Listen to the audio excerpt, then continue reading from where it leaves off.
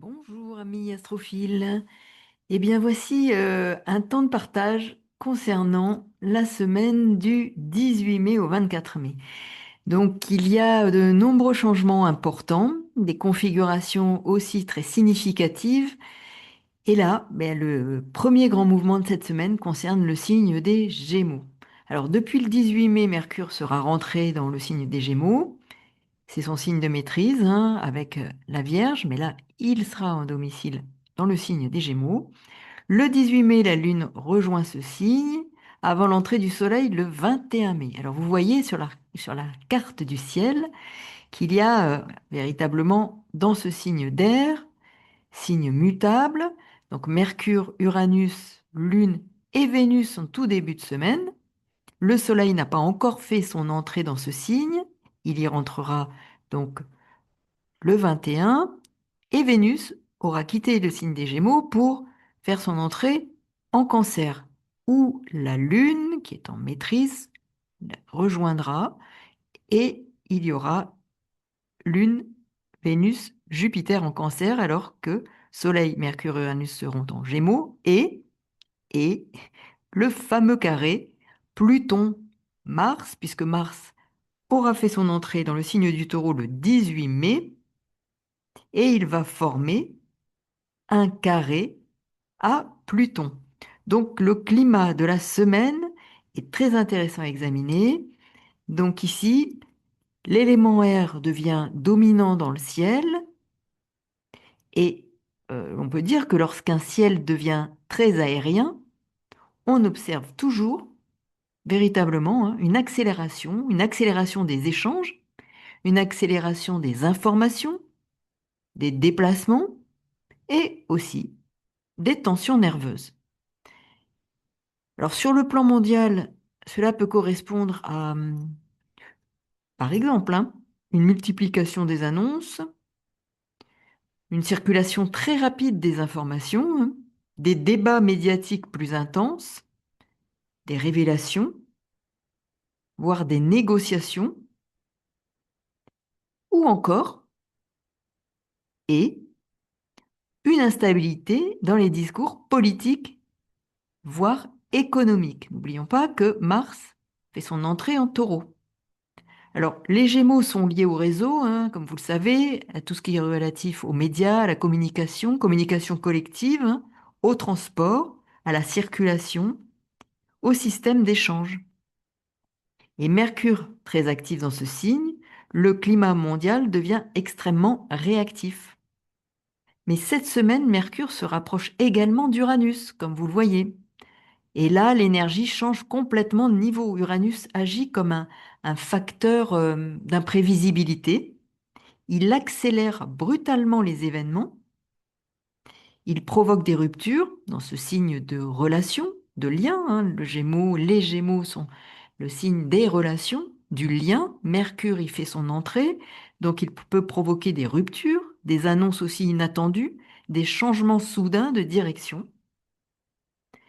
Dans l'actualité mondiale, ce type de configuration peut correspondre à des décisions politiques surprenantes, des mouvements sociaux spontanés, des tensions technologiques ou numériques, des perturbations dans les réseaux de communication ou des événements inattendus qui modifient rapidement l'attention collective. Donc on voit que le climat mental, on va dire, mais de communication, d'échange mondial, devient très instable. Alors, sur le plan individuel, cette configuration peut provoquer aussi une surcharge mentale, hein, et on voit bien que ça peut être en effet les vases communicants, hein, entre le collectif et l'individuel, des difficultés à ralentir le mental, une nervosité accrue, des troubles du sommeil, hein.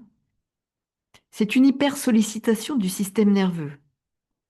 Et aussi, il peut être question de prise de conscience extrêmement rapide, ou de décision rapide.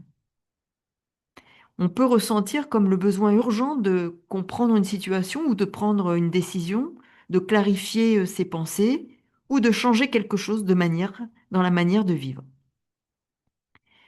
Ce qui va être aussi très important, comme je le disais tout au départ, eh bien, c'est Mars en Taureau carré Pluton. Alors là, les tensions de pouvoir, les pressions collectives, c'est vraiment le deuxième grand aspect de cette semaine et probablement le plus important sur le plan mondial. Le 18 mai, Mars entre dans le signe du Taureau, signe fixe de Terre, et forme rapidement un carré avec Pluton en Verseau, signe fixe également. Alors, en astrologie mondiale, Mars représente l'action, les conflits, les tensions, les rapports de force, les réactions collectives, les mouvements de colère, et Pluton, lui, les systèmes de pouvoir, les transformations profondes, les crises, les mécanismes de contrôle, les restructurations collectives.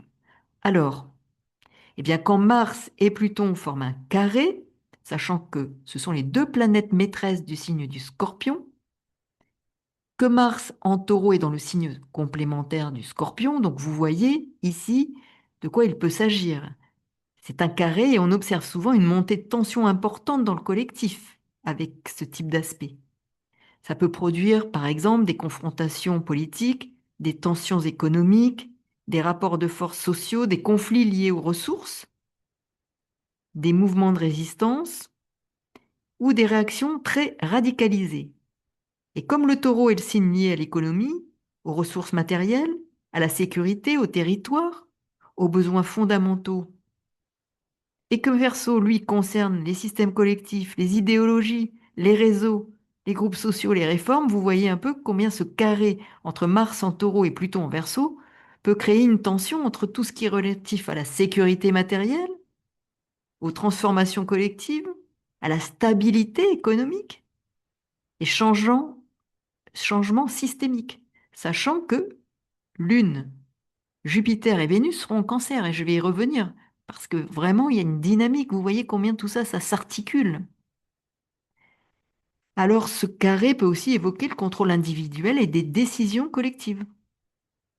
Sur le plan mondial, cette configuration peut révéler des fragilités existantes, hein.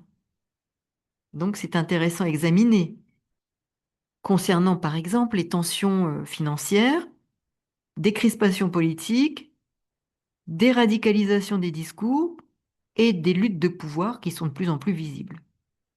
Sur le plan psychologique, cet aspect agit de manière très profonde.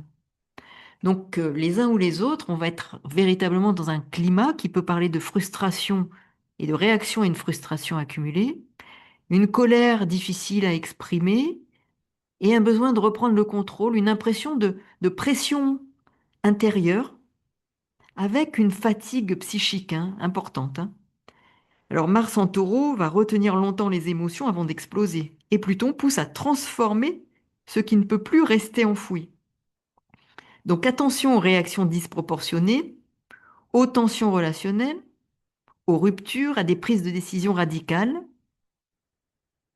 Mais cela peut permettre une transformation psychologique importante, une prise de conscience de ce qui épuise, de ce qui oppresse ou de ce qui doit profondément changer dans notre vie. Et l'autre dominante de la semaine que j'évoquais, Vénus, Jupiter et Lune en Cancer, eh bien, vous voyez comment ça peut s'articuler avec ce que je viens d'évoquer, parce que là, nous sommes dans le besoin de sécurité, sécurité émotionnelle, de protection. Et pendant que le ciel mental et collectif devient plus tendu, eh bien, une autre dynamique, on va dire, apparaît, celle du Cancer. Vénus évolue en Cancer, Jupiter s'approche et dans ce signe, et la Lune vient renforcer cette énergie de la semaine. Donc ici, avec le Cancer, nous avons un autre pôle qui se met en action au regard de ce que j'ai évoqué avant, donc les énergies, il y a vraiment trois pôles importants. Et là, il y a être en effet un besoin de sécurité émotionnelle, des éléments relatifs à l'attachement, aux racines affectives, à la famille, à la mémoire, et ici. Cela peut créer en effet dans ce signe des besoins émotionnels qui deviennent beaucoup plus présents. Besoin plus présent, besoin de protection, besoin de sécuriser et de sécurité. On sécurise, on veut sécuriser, on se sent peut-être en insécurité au regard de ce que l'on entend, de ce climat ambiant.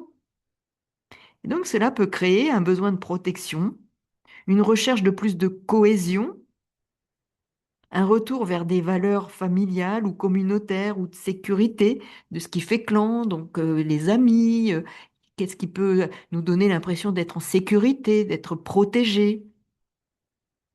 C'est aussi un climat d'hypersensibilité émotionnelle, tant individuellement que collectivement. Donc il peut y avoir des réactions émotionnelles au regard de ce qui se joue au niveau collectif, à ces informations, ce tourbillon, ces tensions, et puis une tension forte au niveau euh, politico-économique.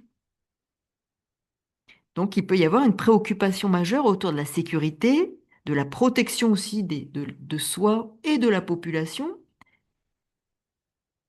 des questions autour de l'alimentation, des questions liées à la famille et à l'enfance.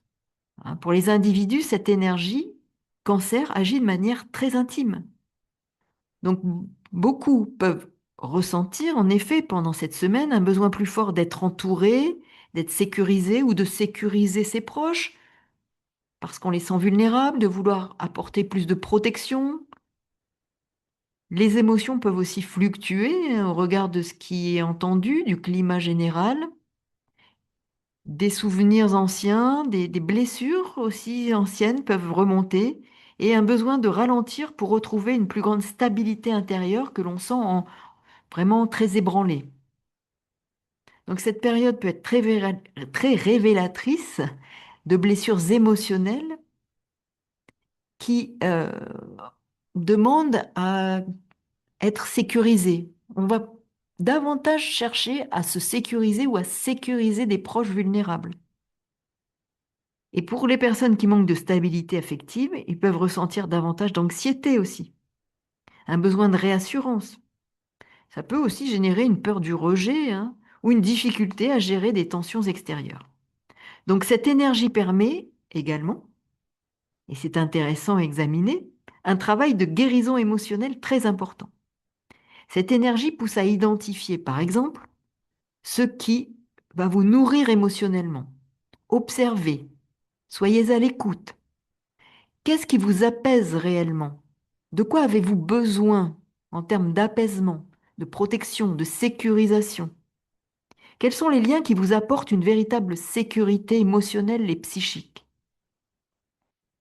Alors, cette semaine, je dirais du point de vue psychologique, est en tension à partir de trois dimensions majeures. D'abord, les Gémeaux, hein, vous avez vu, trois pôles, Gémeaux, le carré Mars-Pluton et le Cancer. Avec le Gémeaux, c'est le mental, la pensée, l'agitation cognitive, le besoin de comprendre. Avec Mars-Pluton, c'est la pression intérieure, les frustrations, les rapports de force, la colère contenue. Et le Cancer, eh bien, il va s'agir des besoins émotionnels, de la sécurité affective, des vulnérabilités psychologiques pour soi, pour ses proches. Et le résultat peut tout à fait être très intense pour de nombreuses personnes. On peut en effet avoir l'impression de penser trop, de ressentir trop, d'être tendu nerveusement, de mal dormir, tout en ayant besoin d'une sécurité émotionnelle plus forte, au regard justement de tous ces mouvements qui peuvent insécuriser. Donc, ce sur quoi on peut travailler, c'est le ralentissement mental. Essayer justement de prendre des temps où on se sent protégé, dans un lieu sûr, un lieu, un cocon, quelque chose qui contienne des émotions et qui contienne aussi un espace sécurisant. D'être attentif à ne pas succomber à des réactions impulsives, se laisser tenter par des réactions impulsives. Et puis, surveiller sa fatigue nerveuse. Potentiellement, il peut y avoir une fatigue nerveuse accrue. Et surtout, d'être attentif à ses besoins émotionnels profonds, derrière les tensions apparentes. Ne pas se laisser envahir par ces mouvements, ces excès, et de conserver un espace, un territoire protégé pour justement maintenir une homéostasie, un calme, un équilibre. Vous voyez, la Lune, c'est l'homéostasie. Comment on garde quelque chose qui reste assez stable. Alors cette semaine, astrologique agit comme une sorte de révélateur. Cette semaine va mettre en lumière des tensions du collectif, les fragilités du système, mais aussi les déséquilibres psychologiques individuels. Donc vigilance. Le ciel ici montre une accélération mentale très forte, des rapports de force plus visibles et en parallèle un besoin croissant de sécurité émotionnelle. Alors l'enjeu sera probablement de rester psychiquement stable, j'ai évoqué l'homéostasie, un équilibre dans un climat collectif plus tendu et plus instable. Et c'est précisément là que cette période peut devenir utile. En effet, elle va obliger chacun à identifier ce qui lui apporte réellement de la solidité, de la stabilité, de la sécurité. Et donc ça, c'est intérieurement comme extérieurement. Donc nous avons ici une semaine très riche, très forte en changement et un climat de fond qui potentiellement peut vraiment nous apporter un gain en termes de prise de conscience, mais aussi une évolution dans nos systèmes, je dirais, de protection par rapport à un environnement et de stabilité par rapport à un environnement instable qui génère de la confusion, un excès d'accélération et aussi des tensions et des peurs qui peuvent surgir. Donc, gardons le contrôle et la maîtrise de notre monde intérieur pour ne pas succomber aux sirènes qui vont, qui n'auront de cesse de siffler. Alors, à très bientôt pour de nouvelles aventures astrales. Merci pour votre écoute, vos commentaires. C'est important pour avoir une lisibilité sur YouTube. Donc, n'hésitez pas, même un petit message ou sans message, un petit emoji, enfin, quelque chose qui manifeste que vous êtes bien là, que vous êtes à l'écoute, des pouces. Et puis, n'hésitez pas à vous abonner ou vous réabonner parce que je le dis quelquefois, eh bien, YouTube, au bout de quelques temps, retire les abonnements. Voilà, merci pour votre écoute, à très bientôt. Au revoir.